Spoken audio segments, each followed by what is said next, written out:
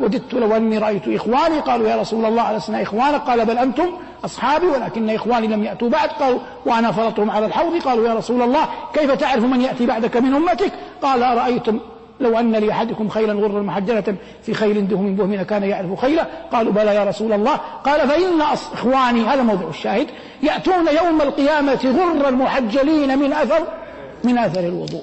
الإنسان إذا من الله عليه أن يحسن الوضوء يحتسب أن هذا الوضوء أول بركاته أنه يحط الخطايا تنزل، ثم إن الذي سيغسلك ولا بد لك من ذلك سيبدأ بمواضع الوضوء منك، ثم